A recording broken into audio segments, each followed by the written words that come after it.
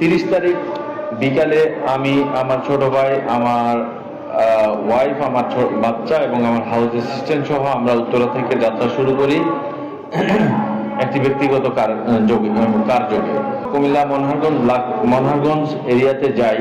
সেখানে শাহ শরীফ নামে একটি কলেজ আছে, সেই কলেজের সামনে রাস্তা ভাঙা থাকার কারণে আমাদের গাড়িটি খুবই স্লো যাচ্ছিল।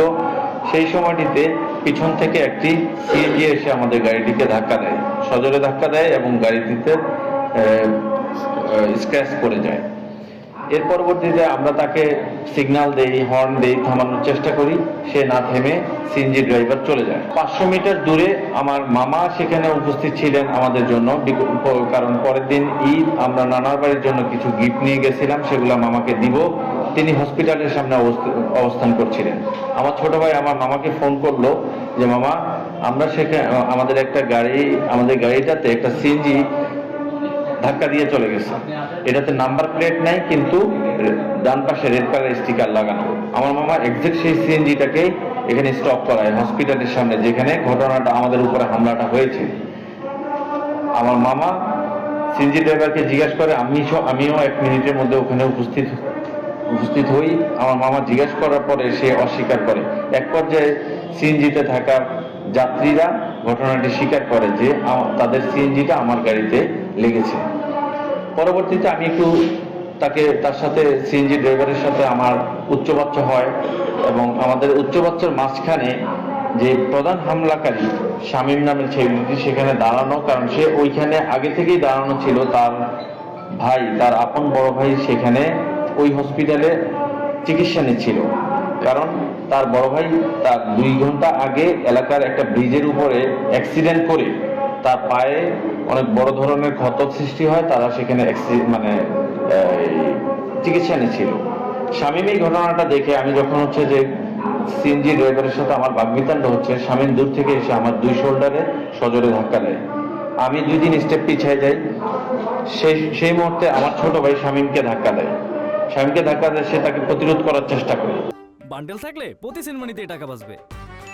বিকাশ সেনমানি বান্ডেল কিনে জিতুন প্রতি লেনদেনে।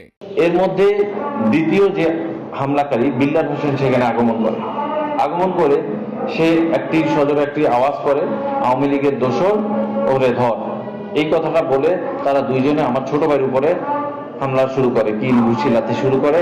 সেই সময়টাতে বিল্লাল কাকে যেন ফোনে বলে যে তাড়াতাড়ি আয়, এখানে যে আওয়ামী লীগের দোসরকে পাইছে।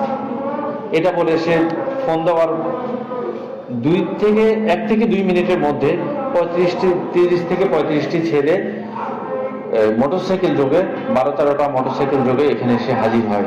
কারণ ঈদের আগের রাত ছিল, বাজারে অনেক মানুষ, এটা একটা বাজারের মধ্যে, বাজারে অনেক মানুষ এবং এদের এই ছেলেগুলি সবগুলি বাজারেই বিভিন্ন চাঁদা কালেকশন করছিল। তারা 1 মিনিটের মধ্যে ঘটনাস্থলে আসে এবং আমাদের উপর অতর্কিত হামলা চালায়। আমাদের 2 ভাইয়ের উপর অতর্কিত হামলা চালায়। তারা এই 30-35টা ছেলে ধাপে তারা 5-4 করে আসছে। যেই নতুন করে আসে সে আবার নতুন করে স্টার্ট করে। আমার মামা অনেক চেষ্টা করছে, বলছে যে আমার ভাগিনা, কারণ আমরা আসলে এলাকায় অতটা পরিচিত না। আমরা 22 বছর আগে সে এলাকা থেকে চলে আসছি। আমরা ঢাকায় থাকি, আমরা দিনাজপুরে ছিলাম, তার কারণে আমাদেরকে হয়তো নাও চিনতে পারে, কিন্তু আমার মামাকে চিনে এবং আমার মামা চেষ্টা করছে যে আমার ভাগিনা, আমি সলভ করতেছি। তারা কোনোভাবেই শোনেনি এবং যে আমাদের উপর অতর্কিত হামলাটা কন্টিনিউ করে যায়। এক পর্যায়ে বিল্লাল বলে যে আমার গাড়ি ভাঙচুর করতে। আমার গাড়ির মধ্যে আমার বাচ্চা, 2 বছরের বাচ্চা ছিল, আমার ওয়াইফ ছিল, আমার হাউস অ্যাসিস্ট্যান্ট ছিল। আমার বাচ্চা সম্পূর্ণ রকমে যে ট্রমাটাইজ হয়ে যায় এবং ওই ভাঙচুরের অবস্থায় আমার ওয়াইফ গাড়ি থেকে বের হয়ে আসার পরে সে যখন ফোন দিচ্ছিল তার বাবাকে, তখন ওই মুহূর্তে তার গলা থেকে কে জানি তার চেইনটা টান দিয়ে নিয়ে চলে যায় ওদের মধ্যে থেকে। দেন সে তার মোবাইল বের করার জন্য যখন খোলে, গাড়িটা পার্স খোলে, সেই মুহূর্তে তার মোবাইল থেকে ব্যাগ থেকে 3 লক্ষ টাকা তাদের মধ্যে থেকে কেউ একজন নিয়ে যায়।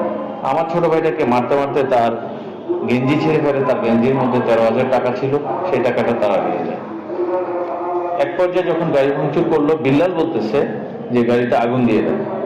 এরই মধ্যখানে এখানে প্রায় মানে 250-300 লোক হাজির হয়ে যায় এই মানে হসপিটালের সামনে।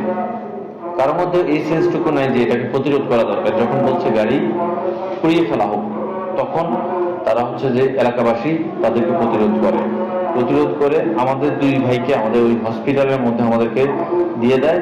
আমার বাচ্চাকে, আমার ওয়াইফকে সেভ করে গাড়িটাকে আমাদের বাড়িতে পাঠিয়ে দেয়।